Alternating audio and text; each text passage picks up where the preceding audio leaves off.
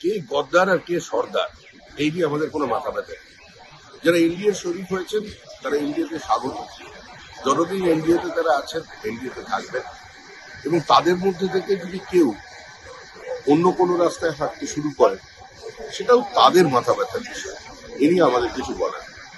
আর যেখানে বলা হচ্ছে মার্চ করে যাবে, বিভিন্ন ধরনের বিবৃতি আসছে, আমার মনে হয় কলকাতা থেকে দিল্লির দূরত্ব কিন্তু 1500 কিলোমিটার। আমি এটাও খুব একটা বুঝতে পারি। কিন্তু সৌগত রায় বলছেন তাদের জন্য কালীঘাটের দরজা খোলা আছে।